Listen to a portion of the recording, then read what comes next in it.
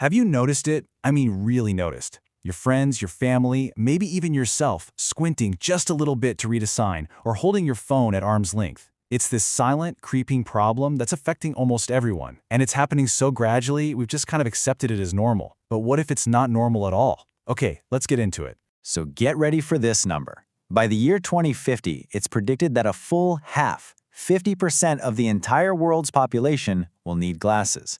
Researchers are literally calling this a silent pandemic. And you know what? In some parts of the world, we're already past that number. So naturally, we're all trying to fight back, right? We buy those expensive blue light blocking glasses, we tell our kids to eat their carrots. But what if these popular cures are actually just myths? What if the real story behind our eyesight is way more fascinating and has everything to do with how our bodies are trying and failing to adapt to the modern world? Okay, so let's get a handle on just how big this problem really is. This didn't just happen overnight. If you go back to the 1990s, only about 2 to 4% of people actually needed glasses. Now that number has just exploded. The question is, what changed so fast that our eyes just couldn't keep up? And look, this is not some far-off future problem. This is right now. In countries like China, Korea, and Japan, a staggering 90%, 90, of the population is already nearsighted.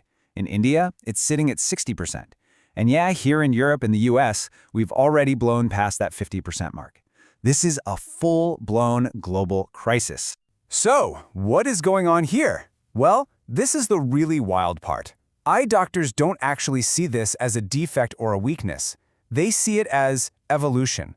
Our bodies are physically changing shape in real time, trying to respond to the world we've built around ourselves. Okay, here's the absolute core of the issue. Our eyes were designed by nature for one primary job, distance vision. Think about our ancestors scanning the horizon for predators or prey. When we look far away, our eye muscles are completely relaxed. They're at rest. But today, we spend almost all of our waking hours doing near work, staring at screens just a few inches from our faces, and that forces our eye muscles into a state of constant, unnatural strain. So what does your body do about this constant strain? Well, your brain is smart. It detects this constant muscle tension and basically thinks, hey, this is super inefficient. If we're going to be looking at things up close all day, let's just adapt the hardware. And the brain's solution is to actually signal the eyeball to grow longer. It literally elongates the eye to make near vision easier. But there's a huge catch. This fix makes distant objects blurry, and that right there is nearsightedness. So let's just lock in that definition because it's so important. Myopia, or nearsightedness, isn't just weak eyes. It is a physical change. Your eyeball has literally changed its shape, and because it's longer, the light coming from distant objects doesn't focus perfectly on the retina at the back of your eye anymore. It focuses just in front of it, and that's what creates that signature blurry view of the world. Okay, so now that we get the core problem, that the eyeball has physically changed shape, we can start to tackle some of those big myths. Because once you understand the physical reality, you realize why a lot of these popular cures just don't stand a chance.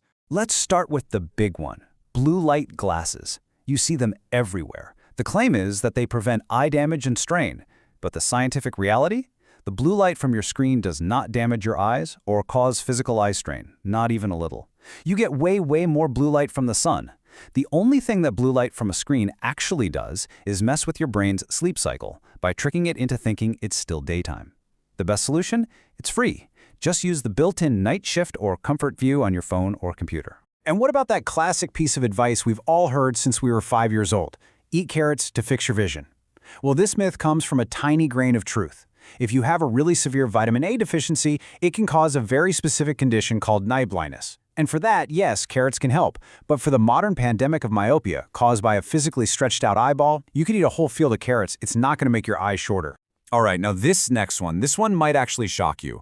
Most of us think of contact lenses as this amazing, harmless alternative to glasses, but listen to this direct quote from the expert eye surgeon we're drawing from. He says, "Contact lens is the worst that you can do to your eyes." So why such a harsh statement?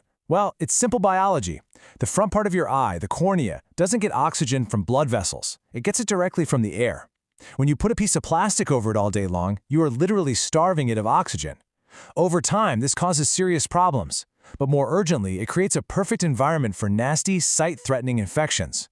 All it takes is one contaminated lens to cause a corneal ulcer that could permanently scar your vision for life.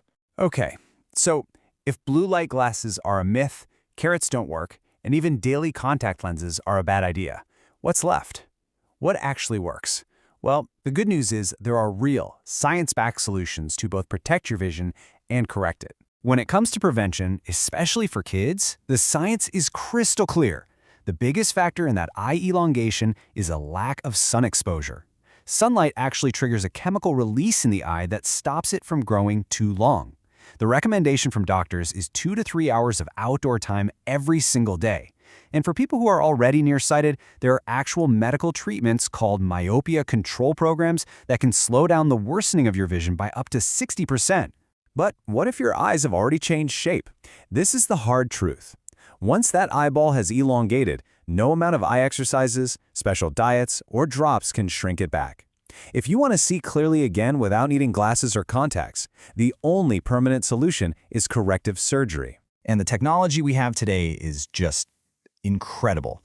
We're talking about things like AI-assisted laser surgeries, you've probably heard of LASIK, that can reshape your eye with mind-boggling precision. And for people who aren't a good fit for laser surgery, there are things called implantable contact lenses, or ICLs, which are basically a permanent lens placed inside your eye, giving you perfect vision without any of the daily risks. But here's where it gets really wild. Modern tech can do more than just get you back to normal vision. You know, we call perfect vision 20/20 or 6/6. But even people with perfect vision have tiny, natural imperfections in their eyes. These new AI-driven surgeries can correct for those imperfections and deliver vision that is 6/3. That is literally twice as clear as what we've always considered perfect. It's like getting superpowers for your eyes. All right, so after all of that, where do we stand? We've busted some huge myths, we've dug into the real science. Let's just boil it all down to the most important things you need to take away from this explainer. First, remember, this problem is physical. Your eyeball has literally changed shape. It's not just weak. Second, the popular myths don't work. Stop wasting your money on things like blue light glasses for eye strain. Third, prevention is everything. Get outside, and just as importantly, make sure your kids get outside. And finally, number 4, if you have a problem, get professional help. Don't self-medicate or guess. Talk to an eye doctor about the incredible, proven solutions that exist right now. In the end, it all comes down to this. Our biology is responding to the environment that we created. Our eyes are literally evolving right now to get better at seeing our screens, but it's coming at the cost of seeing the world beyond them. So the real question this leaves us with is a big one. As we keep building this new world, how will we choose to see it?